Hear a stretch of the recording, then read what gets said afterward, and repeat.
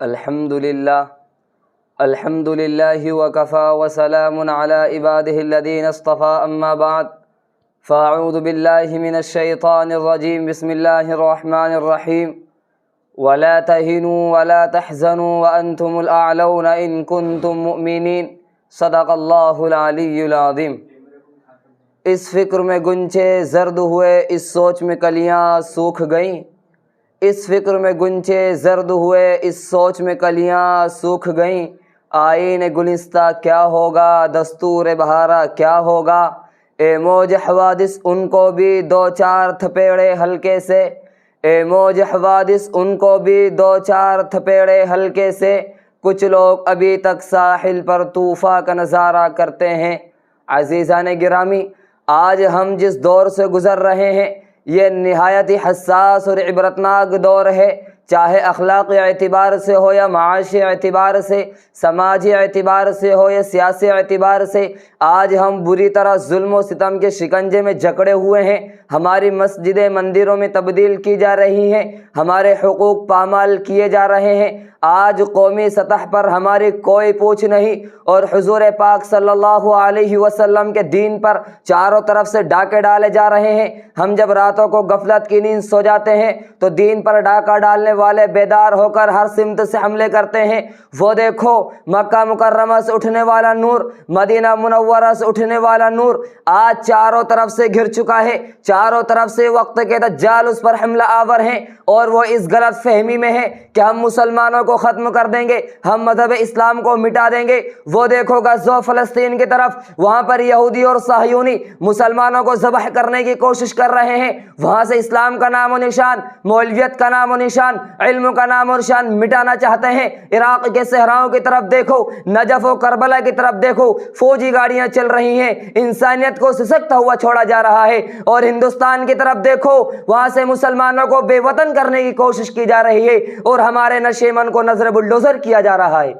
عزیزان گرامی، افسوس صد افسوس کہ وہ قوم جس کی تخلیق تو پھولنے اور پھلنے کے لیے کی گئی تھی، جس کی تخلیق گرجنے اور برسنے کے لیے کی گئی تھی، آج اس کا کوئی پرسان حال نہیں۔ افسوس صد افسوس کہ وہ قوم جس کا شیوہ امر بالمعروف و نہی عن المنکر تھا، آج اس کا کوئی پرسان حال نہیں۔ اور وہ قوم جس کے بارے میں علامہ اقبال نے یوں کہا تھا، ہر لحظہ مومن کی نئی آن نئی شان، کردار میں گفتار میں اللہ کی برہان۔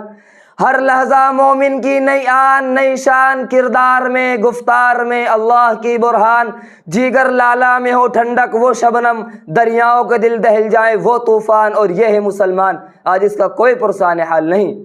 عزیزان من، آج جب ہم اپنی آپ بیت یاد کرتے ہیں تو ہمیں رونا آتا ہے، جب ہم اپنے حالات اور کیفیات کا جائزہ لیتے ہیں تو دل بے چین و پریشان ہو جاتا ہے کہ ہماری قوم روس کی رہنے والی ہو یا امریکہ کی، چین کی رہنے والی ہو یا جاپان کی، ایران کی رہنے والی ہو یا عراق کی، ہندوستان کی رہنے والی ہو چاہے کسی بھی خطے کی، آخر کیوں وحشت و بربریت کا شکار ہے؟ ہمیں کیوں سہمے ہوئے نظر آتے ہیں کہ اللہ تبارک و تعالیٰ کا وہ وعدہ وَلَا تَهِنُوا وَلَا تَحْزَنُوا وَأَنْتُمُ الْأَعْلَوْنَ إِن كُنتُم مؤمنین ہمارے ساتھ نہیں ہے؟ کہ اللہ تبارک و تعالیٰ نے ہمیں اشرف المخلوقات نہیں بنایا؟ کیا قرآن و حدیث ہمارے ساتھ نہیں ہے؟ آخر ہم بھی تو اسی اسلام کے ماننے والے ہیں، جس اسلام کے ماننے والے پہلی صدی کے لوگ تھے، اسی اسلام نے حضرت ابوبکر جیسے مخلص، عمر جیسے جری، عثمان جیسے پاک باز، علی جیسے شجاع، ایوب جیسے صابر، خالد بن ولید جیسے سپہ سالار، اور صلاح الدین ایوبی جیسے فاتح بیت المقدس پیدا کیے۔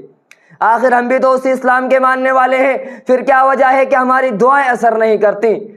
مسلمانوں، ذرا یاد کرو اس وقت کو جب ہلال پرچم میں عروج پر تھا، یاد کرو اس وقت کو جب قیصر و کسریٰ جیسے سپر طاقت حکومت ہم سے آواز باختہ تھی، اعداء اسلام ہمارا تذکیہ سن کر لرز جایا کرتے تھے، دنیا ہماری شہرت اور ناموری سن کر مخبوط الحواس تھی، گرد کہ ہم جہاں بھی گئے کامیابی و کامرانی نے ہماری قدم بوسی کی ہے، ہم نے جدھر بھی رخ کیا ہے فتح و ظفر نے بڑھ کر ہمارا استقبال کیا ہے۔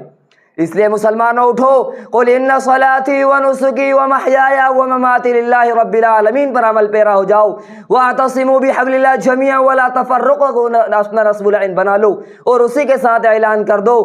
باطل سے دبنے والے اے آسمان ہیں ہم، باطل سے دبنے والے اے آسمان ہیں ہم، سو بار کر چکا ہے تو امتحان ہمارا، وآخر دعوانا ان الحمد للہ رب العالمین۔